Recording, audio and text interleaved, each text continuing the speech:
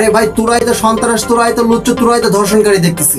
তোরা আজকে বিনা কারণে বিনা অস্ত্রধারী আজকে ছাত্রদের উপরে মানে নির্মম ভাবে তোরা আজকে গুলি করতেছিস। হ্যালো গাইস, বর্তমান বাংলাদেশের যে পরিস্থিতি, আমাদের ছাত্র সমাজের যে অবস্থা চলতেছে, ঠিক আছে, মানে ক্ষণিক ক্ষণিকে তাদের মৃতদেহ লাশ পাওয়া যাচ্ছে। বর্তমান বাংলাদেশের অবস্থা খুবই খারাপ, আমরা সবাই সেটা জানি। কিন্তু এই যে অবস্থা খারাপের ভিতরেও যেসব ভাইরাল নিউজগুলো মানে টেলিকাস্ট হচ্ছে টিভি চ্যানেল অথবা সোশ্যাল মিডিয়ায়, তাতে করে এইসব কাণ্ড কারখানাগুলো মেনে নিয়ে আমাদের পক্ষে অসম্ভব হয়ে যাচ্ছে। এই যে ডিবি পুলিশ হারুনুর রশিদ, ঠিক আছে, ওনার যে একটা ভাইরাল লিঙ্ক যে সোশ্যাল মিডিয়ায় ছড়াই গেছে, উনি যে কাণ্ড কারখানাগুলো করেছে, এই কাণ্ড কারখানা একটা ডিবি পুলিশ হয়ে যে একটা লিঙ্ক, যে তার একটা খারাপ একটা পজিশন যে সোশ্যাল মিডিয়ায় ভাইরাল হবে, এটা কিন্তু আমরা কখনোই ভাবতে পারি না। আমাদের চিন্তা মস্তিষ্কের ভিতরে এটা আসেই না। তো এর জন্য আমাদের বাংলাদেশের সরকার কি পদক্ষেপ নিয়েছে, কি পজিশন নিয়েছে, এটা বাংলাদেশে বর্তমান আইনের যে পরিস্থিতি পরিমাণ চলতেছে, তাতে করে একদম একটা পুতুল আইনের মানে পুতুল পজিশন চলতেছে। এটা তাকে যেভাবে নাচানো হচ্ছে ঠিক সেভাবেই সে নাচতেছে। এই কথাটা বলার কারণ আছে ভাই, বর্তমান পরিস্থিতি এমন একটা পর্যায়ে চলে গেছে, ঠিক আছে, বাড়িতে যদি আপনারা কেউ পাদু মারেন, সেটা যদি প্রশাসন সরকার জানে, তো সেটা আপনারা বলে দেবে যে আজকে এটা বিরোধী পক্ষে সরকারের কাজ। জামায়াত ইসলাম, বিএনপি, ঠিক আছে, এগুলো তাদের পজিশন করে পাদটা মারাইছে। এমন একটা পরিস্থিতির ভিতরে চলে গেছে বর্তমান বাংলাদেশের সরকারের কাছ থেকে আইন। তো এইসব বিষয় নিয়ে তো কোনো কিছু মানে বলার কোনো পরিস্থিতি নেই। আর যাই হোক, এই যে হারুনুর রশিদ যে কাজটা করেছে সোশ্যাল মিডিয়ায় আয়সা, সে যে একটা লিঙ্ক ভাইরাল করেছে, ঠিক আছে, সে মানে একটা মানে যৌনকর্মীর একটা যে লিঙ্ক সে ভাইরাল করেছে, এই লিঙ্কটাকে ভাইরাল করা কেউ তার সাজে জীবনও, সে লিঙ্কটাকে এমন পজিশনে মানে ভাইরাল হয়েছে, ঠিক আছে, এতে করে তো সে মানে বোঝা যাচ্ছে সে ক্যামেরার সামনে স্বেচ্ছায় সে আজকে এই কাজটা করতেছে সে। আর কেউ যদি বলেন যে এই লিঙ্কটা আজকে বর্তমান সে করে নেই, কোনো অ্যাপস অথবা কোনো এডিটিং এর মাধ্যমে করা হয়েছে, আমি তাকে বলবো যে ভাই তোর চোখে ছানি পড়েছে, তুই ভালো করে চোখের চিকিৎসা করে আয় ডাক্তারের কাছ থেকে, যা তুই চোখের চিকিৎসা করে ডাক্তারের কাছ থেকে। এই যে এত বড় একটা নোংরামো কাজ করেছে, এর জন্য আমাদের সরকার কি পদক্ষেপ নিয়েছে, তাকে বদলি করে দেওয়ার একটা পদক্ষেপ নিয়েছে তাকে। ঢাকা মহানগর পুলিশের অতিরিক্ত কমিশনার মোহাম্মদ হারুনুর রশিদকে গোয়েন্দা বিভাগ ডিবির দায়িত্ব থেকে বদলি করা হয়েছে। ডিএমপির এই অতিরিক্ত কমিশনারকে ডিএমপির ক্রাইম অ্যান্ড অপারেশন বিভাগের দায়িত্ব দেওয়া হয়েছে। বুধবার বদলি করে দিলে সমাজটাকে একদম পুরো ধুয়ে মুছে তুলসী পাতা করে ফেলে দিতে পারবে, এমন একটা পরিস্থিতি আমাদের বর্তমান চলতেছে। কোনো কিছু হোক না হোক বদলি করে দিলে সবকিছু শেষ। শুধু এই একটা বিষয় না, এর আগেও যে অনেক ঘটনা ঘটে গেছে, ঠিক আছে, আমাদের চিত্রনায়িকার সাথে যাতে টাকলা মুরাদ যে একটা মানে তার যেটা ফোনের যে কথাবার্তাগুলো ভাইরাল হয়েছিল, ঠিক আছে, তাতে কুরুচিপূর্ণ একটা যে ফোনের ভাইরাল হয়েছিল, এর জন্য তাকে কি করা হয়েছে, পদক্ষেপ করা দিয়ে দল থেকে তাকে বহিষ্কার করা হয়েছে। তাছাড়া তার পিছনে কোনো আইনত কোনো ব্যবস্থা করা হয়নি, দল থেকে তাকে বহিষ্কার করা হয়েছে, এদিকে যথেষ্ট, এতেই এনাফ।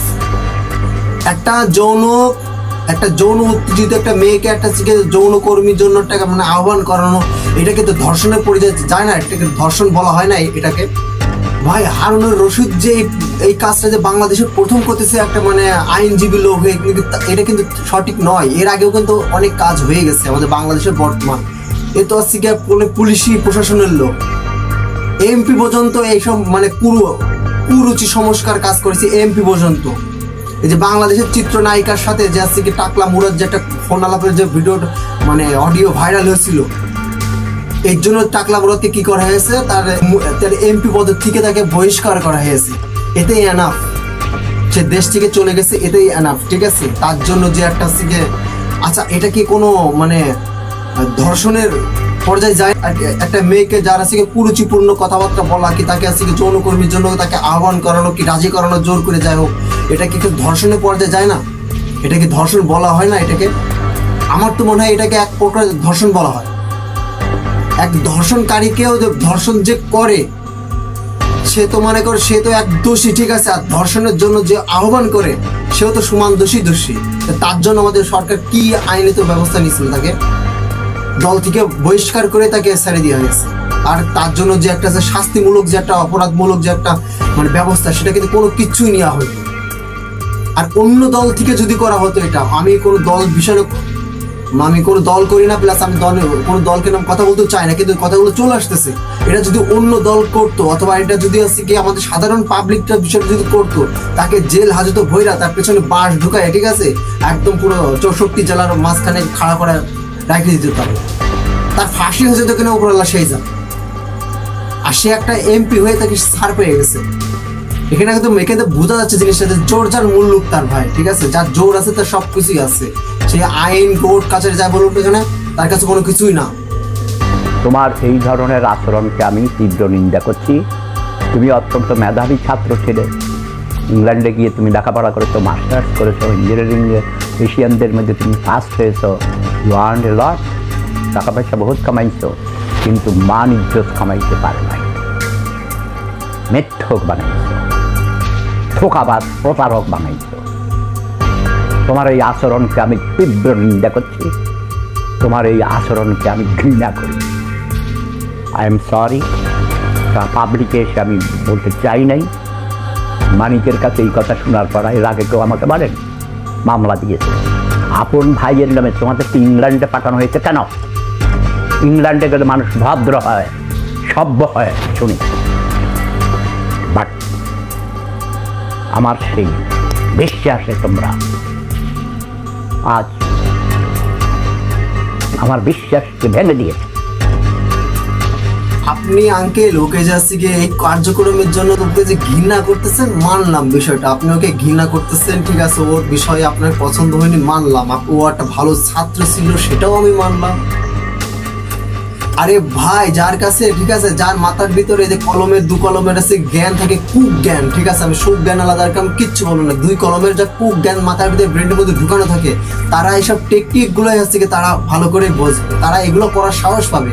কিন্তু একটা দণ্ড মূর্খ এসব কাজ করতে গেলে তাকে 10 বার ভাবতে হবে, সমাজ নিয়ে তাকে ভাবতে হবে, মান সম্মান নিয়ে তাকে ভাবতে হবে, ঠিক আছে, পেছনে কথাগুলো নিয়ে তাকে ভাবতে হবে। তারা এসব কাজ করবে না, তারা এসব কাজ করবে না, ঠিক আছে, কারণ করলেও, ঠিক আছে, করলেও তারা ভেবে চিন্তে করবে। আর এইসব দণ্ড মূর্খ, ঠিক আছে, এরা মানে চিন্তা ভাবনা তো কি, পড়ালেখা শিক্ষার যোগ্যতা কি, সেগুলো ভুলে খাইয়া বসে আছে ভাই, সেইগুলো ভুলে খেয়ে এরা বসে আছে। অতএব ঈদের আসিকে শিক্ষিত বলে জ্ঞান বললে আমি কোনো কিছুই মনে করি না। আর দ্বিতীয় কথা হচ্ছে গিয়ে যে এই যে সোশ্যাল মিডিয়ায় যে লিঙ্কটা ভিডিওটা ভাইরাল হয়েছে, এই যে এরকম লিঙ্কগুলো আসতেছে, এগুলো দেখে আমরা কি শিখতেছি, কি শিক্ষা আমরা অর্জন করতেছি এই বিষয়ে ভিডিওগুলো মানে দেখার পরে? তার মতো একটা আইনের লোক হয়ে, তার মতো একটা প্রশাসনের লোক হয়ে যদি সে একটু কর্মগুলো করতে পারে, তাহলে আমরা প্রশাসনের লোক হয়ে তো আমরা করবো, এতে তো কোনো মানে বাধাই আসে না। এগুলোই তো আমরা শিখতেছি, এগুলোই তো আমাদের মস্তিষ্কের ভিতরে আসতেছে। আর এত গিয়ে তোমরা এবার ধরবা, ঠিক আছে, তোমরা লুচ্চ ধরবা, তোমরা এসে গিয়ে গুন্ডা ধরবা, তোমরা এসে গিয়ে সন্ত্রাস ধরবা। আরে ভাই, তোরাই তো সন্ত্রাস, তোরাই তো লুচ্চ, তোরাই তো ধর্ষণকারী দেখতেছি। তোরা আজকে বিনা কারণে বিনা অস্ত্রধারী আছে ছাত্রদের উপরে মানে নির্মম ভাবে তোরা আজকে গুলি করতেছিস, তাদেরকে হত্যা করতেছিস, তাদের লাশ টাং থেকে তুই ফেলাই দিচ্ছিস মাটিতে। তোদের কি মায়া দেয় কোনো কিছু আছে? তোদের কি মা বাবাকে জন্ম দিচ্ছে তোদের, নাকি তোরা রাস্তাঘাটে জন্মগ্রহণ করেছিস? আর তোরাই ধর্ষণ করে, তোরা নিজেরাই তো ভাই বাংলার একমাত্র ডাকাত, একমাত্র গুন্ডা। তোরা কি করে গুন্ডা ধরবি? তোরা কি করে সন্ত্রাস ধরবি? তোরাই তো বাংলাদেশের একমাত্র ডাকাত আর একমাত্র সন্ত্রাস আর একমাত্র লুচ্চা ধর্ষণকারী।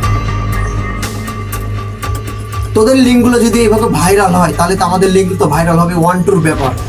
আর যাই হোক, আমার ভিডিওটা দেখে যদি আপনাদের খারাপ লাগে তাহলে আমাকে ক্ষমা করে দেবেন। আর যদি ভালো লেগে থাকে একটা লাইক সাবস্ক্রাইব করে আপনাদের পাশে রাখবেন। ভালো থাকবেন, সুস্থ থাকবেন, আর এইসব মেন্টাল প্রজাতির লোক থেকে দূরে থাকবেন। বাই, আল্লাহ হাফিজ।